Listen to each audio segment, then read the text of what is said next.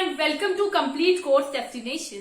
तो दोस्तों, जैसे कि हम सबको मालूम है कि हम लोग अपनी पिछली क्लास के अंदर क्लास 9 के चैप्टर 5 को डिस्कस कर रहे थे, जिसका नाम था the fundamental unit of life. तो देखो, हम लोग अपनी पिछली कुछ 2 क्लासेस इस चैप्टर को डिस्कस कर रहे हैं। तो हम लोगों ने सेल के बारे में काफी कुछ पढ़ा है, ठीक है। तो पूरा चैप्टर किसके बारे में था? About cell and cell organelles. तो हमने क्या देखा था? What are cell, cell are the basic structural and functional unit of life. ये बात हम लोग जानते हैं। हमने पिछली ही क्लास में क्या डिस्कस किया है? तो पिछली क्लास में हम लोगों ने डिस्कस किया अबाउट सेल मेम्ब्रेन। उसके बाद हम लोगों ने डिफ्यूजन एंड ऑस्मोसिस को जाना। उसके बाद हम लोगों ने कुछ सॉल्यूशंस के बारे में जाना, दैट इज हाइपोटोनिक सॉल्यूशन और आइसोटोनिक सॉल्यूशन। एंड लास्ट में हम लोगों ने डिस्कस किया था about cell walls. Cell walls के बारे में हम लोगों ने डिस्कशन की थी। तो आज की क्लास में हम लोग अपने न्यू टॉपिक्स के साथ आए हैं, ठीक है। तो हमारा सबसे पहला टॉपिक क्या रहेगा? न्यूक्लियस। सबसे पहले हम लोग न्यूक्लियस के बारे में जानेंगे, डिफरेंट सेल ऑर्गेनल्स के बारे में हम लोग डिस्कशन करेंगे आज ही की क्लास में।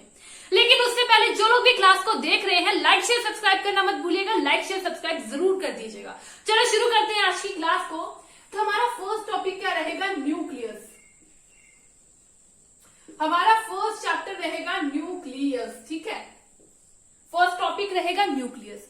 तो व्हाट आर न्यूक्लियस? न्यूक्लियस क्या होते हैं? तो देखो, न्यूक्लियस जो हमारे होते हैं बहुत ही ज्यादा काम की चीज होती है, बहुत ही ज्यादा इंपॉर्टेंट चीज होती है। इसीलिए न्यूक्लियस को क्या किया जाता है? Headquarter. Headquarter of cells. Cells के हेडक्वार्टर किनको कह दिया जाता है? हमारे न्यूक्लियस को। देखो, जो हेडक्वार्टर होता है उसका क्या काम होता है? वो हर चीज को मैनेज करके रखता है। हर कोई काम उधर से ही पूछ के किया जाता है, ठीक है। तो वही हमारा न्यूक्लियस है। न्यूक्लियस बड़ा ही ज्यादा इंपॉर्टेंट काम करता है। न्यूक्लियस का काम बड़े ही ज्यादा इंपॉर्टेंट होते हैं, बड़ा ही ज्यादा इंपॉर्टेंट होता है हमारे लिए, ठीक है। अगर हम न्यूक्लियस की बात करें तो न्यूक्लियस 4 चीजों से मिलकर बना हुआ है। कितनी चीजों से? 4 चीजों से मिलकर बना हुआ है। That is what? एक तो न्यूक्लियर मेम्ब्रेन। सबसे पहले हमारी आ जाएगी न्यूक्लियर मेम्ब्रेन, उसके बाद आ जाएगी हमारी कौन? न्यूक्लियोप्लास्ट, उसके बाद न्यूक्लियोस, और उसके बाद आ जाएंगे जेनेटिक मटेरियल। 4 चीजों से मिलकर बना है हमारा न्यूक्लियस, ठीक है। First is nuclear membrane,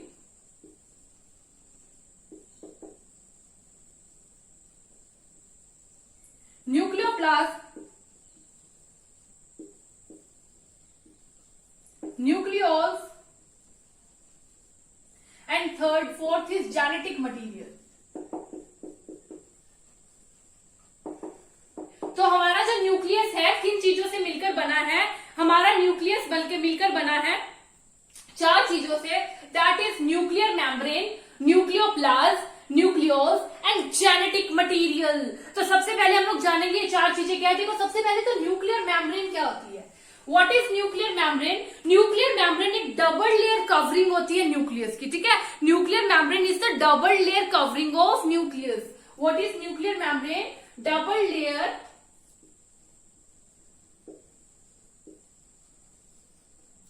covering of nucleus. हमारे न्यूक्लियस की डबल लेयर कवरिंग होती है, जिसको हम लोग बोल देते हैं न्यूक्लियर मेम्ब्रेन। एंड उसके पास क्या होते हैं? स्मॉल पोर्स होते हैं, ठीक है। It contains small pores through which this material of nucleus can transfer from inside to outside of the cell.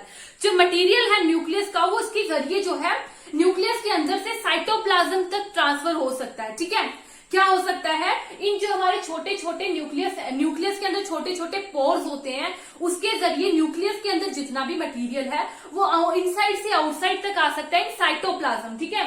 पता चल गया न्यूक्लियर मेम्ब्रेन के बारे में हमें। अब देखो, जो हमारा न्यूक्लियस होता है, इसके पास क्या होते हैं? इसके पास क्रोमोसोम्स होते हैं। Nucleus contains chromosomes. न्यूक्लियस के पास क्या होते हैं? क्रोमोसोम्स होते हैं। ये जो क्रोमोसोम्स क्या होते हैं? रोड शेप स्ट्रक्चर के होते हैं, which is only visible while the cell is dividing. During the cell division ही हम लोगों को ये जो क्रोमोसोम्स होते हैं दिखते हैं, जो कि रोड शेप के स्ट्रक्चर के होते हैं हमारे क्रोमोसोम्स। ओके, यहां तक क्लियर हो गया क्रोमोसोम्स क्या होते हैं? देखो, क्रोमोसोम्स होता क्या एक्चुअली? क्रोमोसोम्स हमारे जेनेटिक मटेरियल होते हैं। क्रोमोसोम्स क्या है? क्रोमोसोम्स जेनेटिक मटेरियल होते हैं, जिनके पास इंफॉर्मेशन होती है इनहेरिटेंट कैरेक्टर्स की।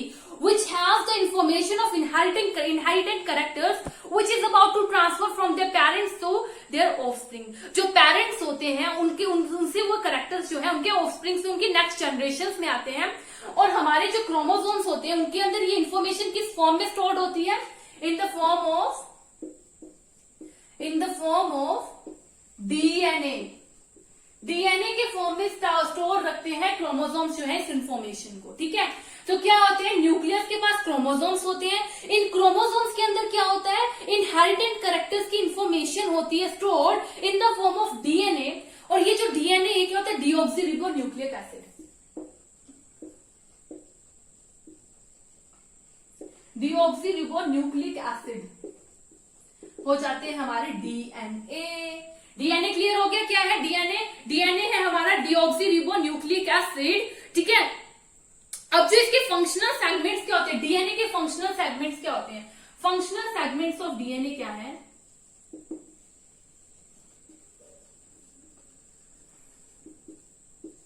हमारे डीएनए के फंक्शनल सेगमेंट्स कौन होते हैं? तो genes are the functional segments of DNA. यहां तक क्लियर है?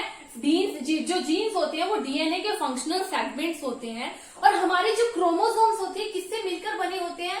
क्रोमोसोम्स मिलकर बने होते हैं एक तो डीएनए से, उसके साथ साथ प्रोटीन से। हमारे जो क्रोमोसोम्स होते हैं वो डीएनए एंड प्रोटीन्स दोनों से मिलकर बने होते हैं। तो देखो हम लोगों ने न्यूक्लियस के अंदर क्या क्या पढ़ा है। सबसे पहले तो हमारा न्यूक्लियस होता है हेडक्वार्टर ऑफ द सेल, ठीक है। न्यूक्लियस के बारे में हमने देखा कि 4 चीजों से मिलकर बना है। First is nuclear membrane, then nucleoplast, then nucleus and genetic material. इन 4 चीजों से मिलकर हमारा न्यूक्लियस बना हुआ है। फिर हमने क्या देखा कि जो न्यूक्लियर मेम्ब्रेन है ये डबल लेयर कवरिंग है, जिसके अंदर छोटे छोटे पोर्स होते हैं, जिसमें से जो न्यूक्लियर के अंदर मटेरियल है वो ट्रांसफर हो सकता है to the outside of the nucleus into cytoplasm. Cytoplasm के अंदर ट्रांसफर हो सकता है। फिर उसके बाद हम लोगों ने क्या देखा कि जो न्यूक्लियस है इनके पास क्रोमोसोम्स हैं। न्यूक्लियस कंटेन्स क्रोमोसोम्स, और ये जो क्रोमोसोम्स होती है क्या होती है, इनके पास जो है इनहेरिटेंट कैरेक्टर्स की जो है इंफॉर्मेशन होती है। क्रोमोसोम्स के पास इनहेरिटेंट कैरेक्टर की इंफॉर्मेशन होती है in the form of DNA. DNA के फॉर्म में स्टोर रहती है, और हमारा डीएनए क्या है, डीऑक्सीरिबोन्यूक्लिक एसिड। अब डीएनए जो है उसके फंक्शनल सेगमेंट्स होते हैं जीन्स, और जो हमारे क्रोमोसोम्स ये बने होते हैं डीएनए एंड उसी के साथ साथ प्रोटीन से मिलकर बने होते हैं हमारे क्रोमोसोम्स। यहां तक क्लियर हो गया। अब देखो हम लोग बात कर ले न्यूक्लियस के फंक्शन की। तो न्यूक्लियस का फंक्शन क्या होता है सेल के अंदर? न्यूक्लियस का फंक्शन क्या होता है सेल के अंदर? इट प्लेज इंपॉर्टेंट रोल, और we can say central role in the cellular reproduction.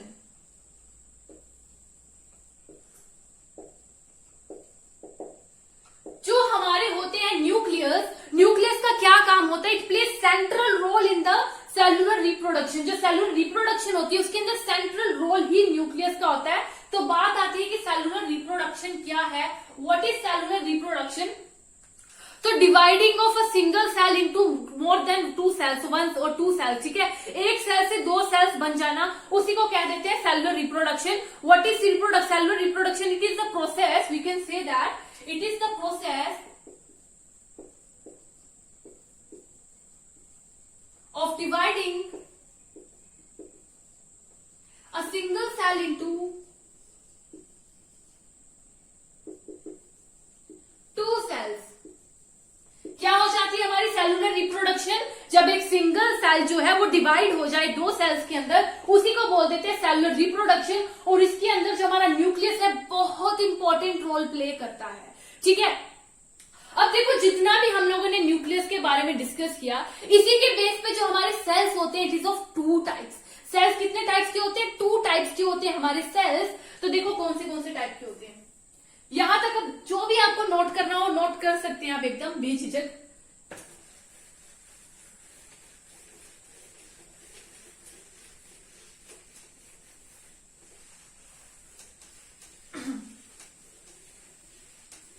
तो क्या कह रहे थे हम लोग कि जो सेल्स होते हैं 2 टाइप्स के होते हैं। एक तो होते हैं प्रोकैरियोटिक सेल्स,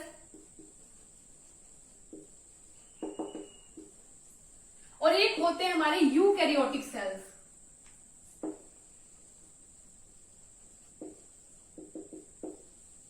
ठीक है, सेल्स टू टाइप के होते हैं, one is prokaryotic sales and another is eukaryotic cells.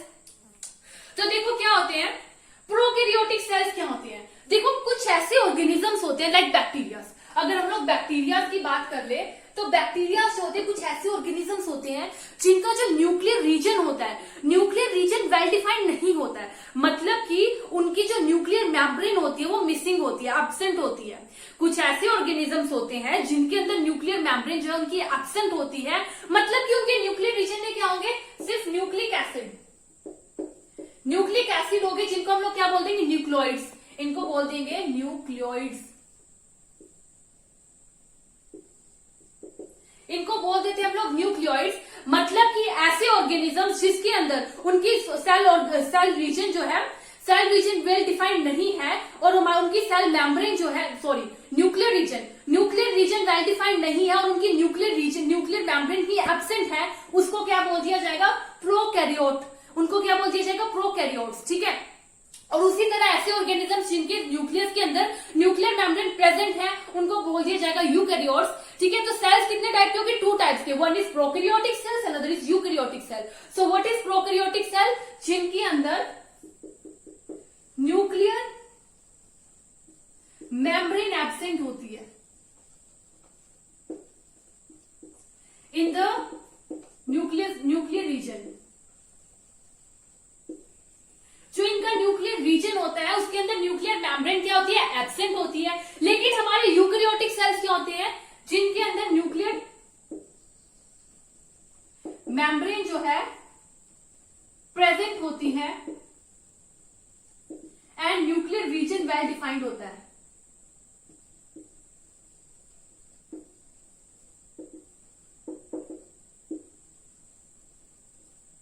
Well defined nuclear region होता है हमारे यूकैरियोटिक सेल्स में। अगर हम लोग प्रोकैरियोटिक सेल्स की बात करें तो इनके पास सिर्फ वन क्रोमोसोम होता है, it contains only one chromosome. लेकिन अगर हम लोग बात करें यूकैरियोटिक सेल्स की तो it has more than one chromosome.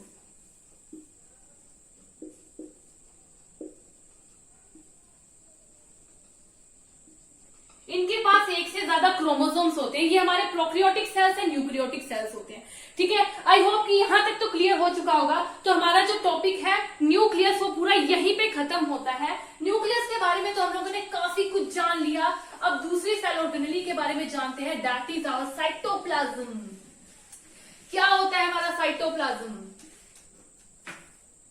So what is cytoplasm? तो देखो हमारा जो सेल मेम्ब्रेन है, ठीक है, सेल मेम्ब्रेन के अंदर जितना भी फ्लूइड प्रेजेंट होगा ना, जितना भी फ्लूइड प्रेजेंट होगा उसी को क्या कह दिया जाएगा, साइटोप्लाज्म। न्यूक्लियर सेल मेम्ब्रेन के अंदर जितना भी फ्लूइड प्रेजेंट होगा उस पूरे फ्लूइड को कह दिया जाएगा, जो फ्लूइड मटेरियल होगा हमारे पास, जितना भी फ्लूइड मटेरियल होगा उसको कह दिया जाएगा साइटोप्लाज्म। और इसी साइटोप्लाज्म के अंदर जो डिफरेंट ऑर्गेनेलीज होती हैं वो फ्लोट करती हैं। क्या करती हैं? डिफरेंट ऑर्गेनेलीज क्या करती हैं, यहाँ पर फ्लोट करती हैं। मतलब हम लोग क्या कह सकते हैं, साइटोप्लाज्म क्या है, the fluid material of cell, cell का फ्लूइड मटेरियल जिसके अंदर क्या करती है, cell organelles, organelles float in it. इसके अंदर क्या करते हैं, सेल ऑर्गेनल्स फ्लोट करते हैं। यही हो जाता है हमारा साइटोप्लाज्म। बहुत ही छोटी सी हमारी साइटोप्लाज्म क्या करता है, इसके अंदर फ्लोट करती है सारी सेल ऑर्गेनल्स और जितना भी फ्लूइड मटेरियल उसको हम लोग कह दिया जाएगा उसको साइटोप्लाज्म। ठीक है, उसके बाद हम लोग देख लेते हैं about ribosomes. What are ribosomes? ठीक है, राइबोसोम्स क्या है? तो अगर हम लोग राइबोसोम्स की बात करें तो ये हमारे सेल की प्रोटीन फैक्ट्रीज होते हैं। क्या होते हैं? Protein factories.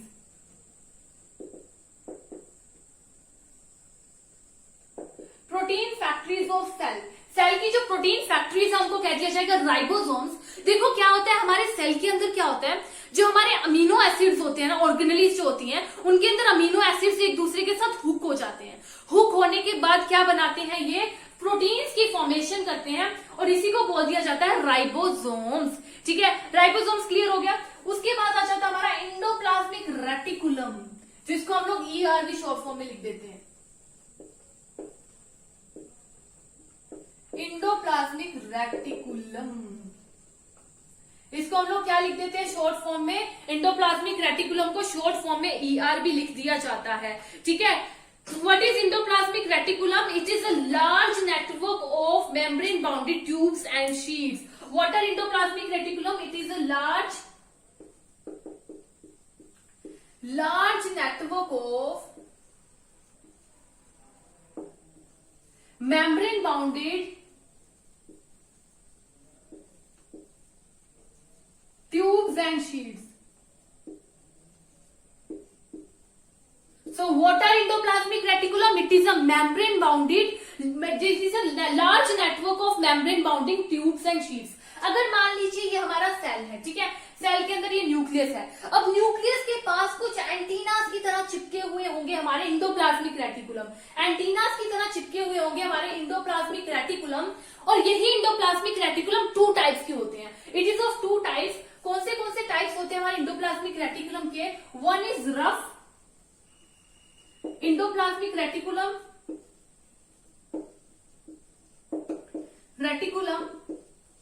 and one is smooth endoplasmic reticulum.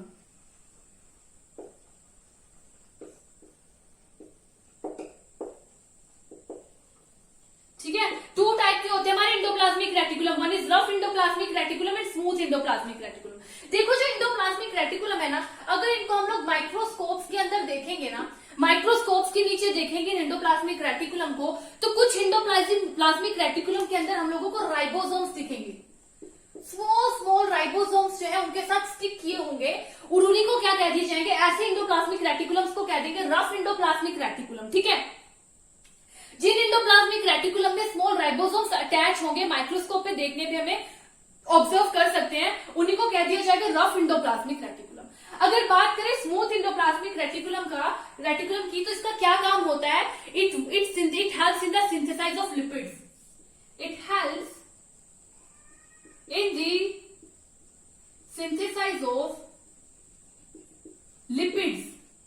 Lipids को सिंथेसाइज करने के अंदर हमें हेल्प करेंगे। और अगर हम लोग रफ एंडोप्लाज्मिक रेटिकुलम की बात करें तो it helps in the synthesize of proteins. ठीक है, प्रोटीन्स को सिंथेसाइज करने में हेल्प करेंगे हमारे एंडोप्लाज्मिक रेटिकुलम। ठीक है, अगर हम लोग एंडोप्लाज्मिक रेटिकुलम की बात करें तो ये इसके काम क्या होता है एंडोप्लाज्मिक रेटिकुलम का? सबसे पहले तो सब्सटेंस को ट्रांसफर करने में हेल्प करता है। It helps in the transfer of substance. It helps in the transfer of substance. किसी भी सब्सटेंस को ट्रांसफर करने में हेल्प करता है। और दूसरी बात, ये रिएक्शन के लिए साइट प्रोवाइड करता है। मतलब कि ये बोलता है यहां पर आओ और साइट यहां पर रिएक्शंस कर लो। ठीक है, ये टेबल की तरह होता है, टेबल की तरह एक्ट करता है। मतलब कि ये साइट्स प्रोवाइड करता है। It provides the site for reaction. It provides the sites for reaction. Reaction के लिए साइट्स प्रोवाइड करते हैं हमारे एंडोप्लाज्मिक रेटिकुलम, टेबल की तरह एक्ट करते हैं। ठीक है, तो ये बात हो गई हमारे एंडोप्लाज्मिक रेटिकुलम की। आई होप कि ये क्लियर हो चुका होगा एंडोप्लाज्मिक रेटिकुलम के बारे में। आगे हम लोग बात करेंगे अबाउट गोल्गी apparatus। ठीक है,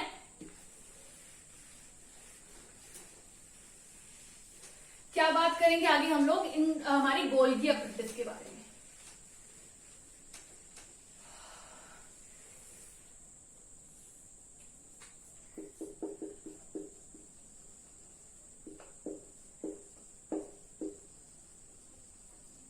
तो सबसे पहले तो बात आती है कि गोल्गी apparatus को सबसे पहले डिस्क्राइब किन्होंने किया था?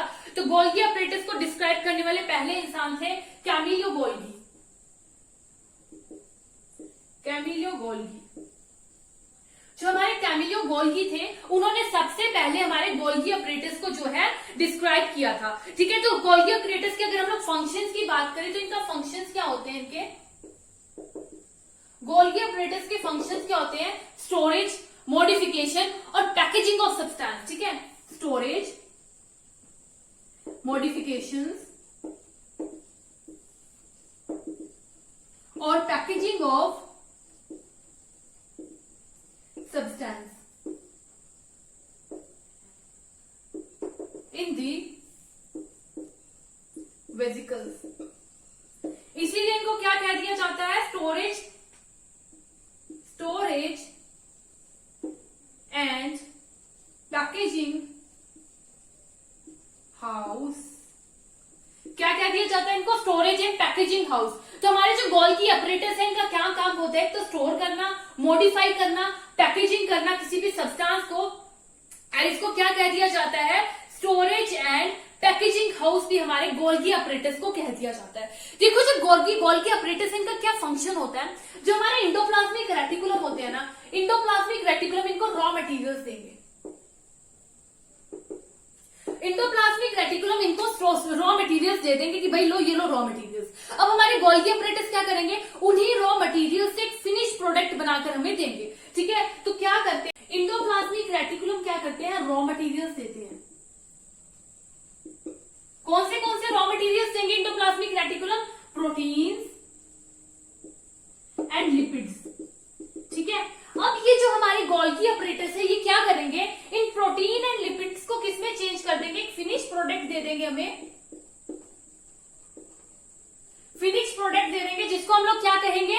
फिनिश प्रोडक्ट होंगे हमारे हार्मोन्स, एंजाइम्स और मैनी मोर मटेरियल्स. ठीक है, तो ये हो जाता है हमारा गोल्गी ऑपरेटस का काम. गोल्गी ऑपरेटस को किन्होंने बनाया था? सबसे पहले डिराइव किया था कैमिलियो गोल्गी ने, जिसके फंक्शन होते हैं storage, modification, packaging of substance. इसी को कह दिया जाता है स्टोरेज एंड पैकेजिंग हाउस. ठीक है, यहां तक हमारा गोल्गी ऑपरेटस जो खत्म होता है. इसके बाद आ जाते हैं माइटोकॉन्ड्रिया. माइटोकॉन्ड्रिया बड़ी ही अमेजिंग चीज होती है. ठीक है, देखते हैं क्या होते हैं हमारे माइटोकॉन्ड्रिया. बड़ी ही अमेजिंग चीज होती है. देखो क्या होते हैं हमारे जो माइटोकॉन्ड्रिया होते हैं ना, इसी को क्या कह दिया जाता है? Power house of cell. Power house of cell. Cell के पावर हाउस होते हैं हमारे माइटोकॉन्ड्रिया. ठीक है, इसको पावर हाउस क्यों कहा जाता है? Because it provides energy in the form of ATP. Because it provides energy in the form of ATP. ATP की फॉर्म में ये एनर्जी प्रोवाइड करते हैं, इसीलिए इनको कह दिया जाता है पावर हाउस ऑफ सेल. ठीक है, माइटोकॉन्ड्रिया. अब देखो क्या होता है, जो हमारे माइटोकॉन्ड्रिया होते हैं इनके क्या फंक्शंस होते हैं? जितनी भी एनर्जी गिविंग करना है ना, वो सब यही काम करेंगे. लाइफ लॉन्ग जितनी हमें एनर्जी चाहिए वो हमें कौन देंगे? हमारे माइटोकॉन्ड्रिया ही देंगे. ठीक है, अगर हम लोग बात करें माइटोकॉन्ड्रिया की, तो माइटोकॉन्ड्रिया जो प्लास्टिड्स होते हैं, माइटोकॉन्ड्रिया एंड प्लास्टिड्स सिर्फ इनके पास ही खुद के अपने डीएनए होते हैं. कौन कौन? माइटोकॉन्ड्रिया एंड प्लास्टिड्स, इनके पास खुद के पास अपने डीएनए होते हैं. अगर हम लोग माइटोकॉन्ड्रिया की बात करें तो माइटोकॉन्ड्रिया के पास एक 2 लेयर्स कवरिंग होती है. क्या होती है? 2 लेयर्ड कवरिंग होती है.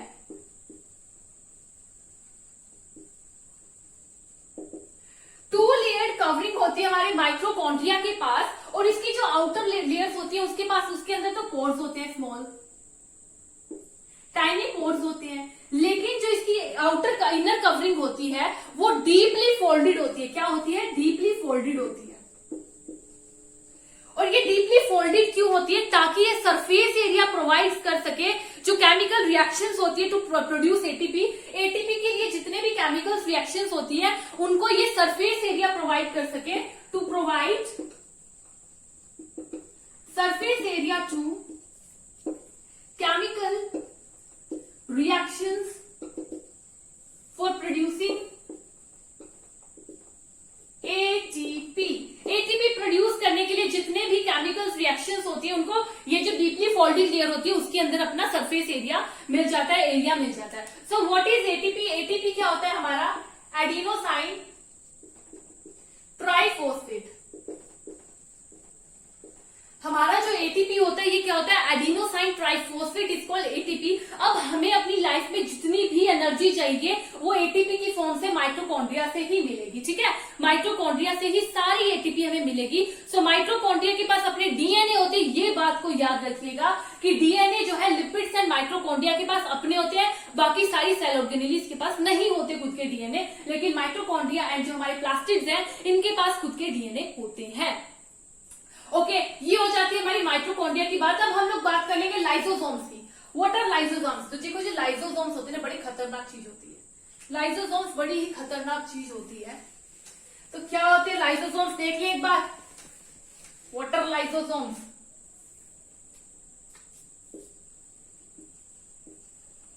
लाइसोसोम्स बड़ी ही डेंजरस चीज होती है। इन्हें क्या कह दिया जाता है? Suicide bags of cell. Suicide bags of cell.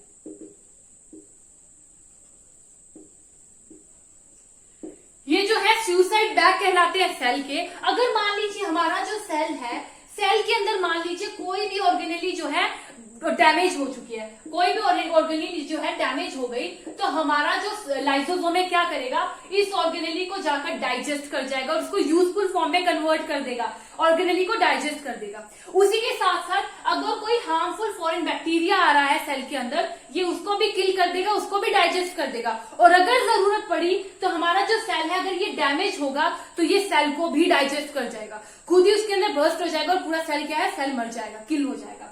तो हमारे लाइसोसोम्स के क्या काम होते हैं? It can digest cell organelles. उसी के साथ साथ ये क्या कर सकता है? It will digest what? Foreign bacterias. Foreign bacterias को भी डाइजेस्ट कर जाता है और मटेरियल्स वी कैन से, और if necessary it will digest the entire cell. ये पूरे के पूरे सेल को भी डाइजेस्ट कर सकता है। देखो कितनी खतरनाक चीज है हमारी लाइसोसोम्स, सबको डाइजेस्ट कर सकती है, सेल को भी मार सकती है, ठीक है, लाइसोसोम्स। तो ये सब फंक्शंस हो जाते हैं हमारे लाइसोसोम्स के, ठीक है। लाइसोसोम्स क्या होते हैं? Suicide bags of cell. Cell के सुसाइड बैग्स हमारे लाइसोसोम्स को कह दिया जाता है। अब हम लोग बात कर लेते हैं प्लास्टिड्स की। So what are plastids? देखो जो हमारे प्लास्टिड्स होते हैं ना, ये प्लांट सेल के अंदर प्रेजेंट होते हैं, present in plant cells. Plant cells के अंदर प्रेजेंट होते हैं हमारे जो प्लास्टिड्स होते हैं। अब प्लास्टिड्स जो होते हैं ये टू टाइप्स के होते हैं, one is chromoplast and other is leucoplast, ठीक है। वन इज क्रोमोप्लास्ट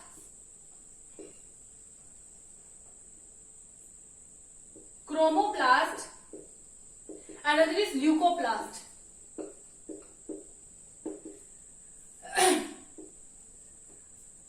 प्लास्टिड्स है ना, क्रोमोप्लास्ट होंगे एक बार, एक हो गए हमारे ल्यूकोप्लास्ट, ठीक है। तो हमारे जो क्रोमोप्लास्ट प्लास्टिड्स होंगे ये क्या होंगे? ये हमारे होंगे कलर्ड प्लास्टिड्स। ये क्या होंगे? हमारे कलर्ड प्लास्टिड्स होंगे। लेकिन जो हमारे ल्यूकोप्लास्ट होंगे व्हाइट कलर्ड प्लास्टिड्स होंगे, ठीक है। यहां तक क्लियर हो गया? सेल्स हमारे जो हमारे प्लांट्स के वो होते हैं, प्लास्टिड्स होते हैं, ये प्लांट सेल के अंदर प्रेजेंट रहते हैं और ये दो टाइप के होते हैं, क्रोमोप्लास्ट एंड ल्यूकोप्लास्ट। क्रोमोप्लास्ट के होते हैं कलर्ड प्लास्टिड्स होते हैं, बल्कि जो ल्यूकोप्लास्ट होते हैं व्हाइट कलर्ड प्लास्टिड होते हैं। अगर हम क्रोमोप्लास्ट की बात करें तो क्रोमोप्लास्ट जो होता है क्या होता है? क्रोमोप्लास्ट हमारा, इसके अंदर कुछ फ्लूइड प्रेजेंट होते हैं जिसको हम लोग क्या कह देते हैं? क्लोरोप्लास्ट।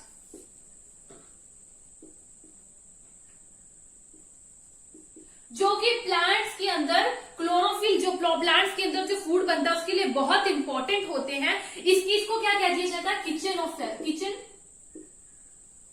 ऑफ सेल्स, इनकी किचन कह दिया जाता है, जिसके अंदर क्लोरोफिल प्रेजेंट रहती है। उसी के साथ साथ कुछ ऑरेंज एंड येलो कलर की फ्लूइड्स भी प्रेजेंट रहते हैं और वी कैन से मटेरियल्स भी प्रेजेंट रहेंगे,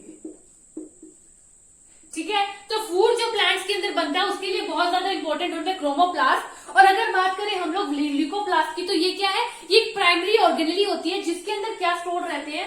प्राइमरी ऑर्गेनेल रहती है जिसके अंदर क्या स्टोर रहते हैं? हमारे स्टार्च ऑयल, प्रोटीन, ग्रैन्यूल्स। इनके अंदर स्टोर रहते हैं starch, oil, protein, granules. Primary organelle होती है हमारी ल्यूकोप्लास्ट। ठीक है, ये तो हो गया हमारा प्लास्टिड्स की बात। और हमने ये देखा था कि प्लास्टिड्स के पास अपने डीएनए होते हैं, माइटोकॉन्ड्रिया और प्लास्टिड्स के पास अपने डीएनए होते हैं, ये बात याद रखिएगा। तो यहां पर हमारा जो है टॉपिक्स खत्म होते हैं आज के। एक छोटा सा टॉपिक है वैक्यूल्स एंड सेल डिवीजन, ये हम लोग अपनी अगली क्लास के अंदर डिस्कस कर लेंगे। छोटे छोटे 2 टॉपिक है, अगली क्लास के अंदर डिस्कस करेंगे। बाकी आज की क्लास में हम लोगों ने काफी कुछ डिस्कस किया, सेल ऑर्गेनेल्स को डिस्कस किया। बाकी आज की क्लास हम लोग यहीं पे खत्म करेंगे। Thank you friends.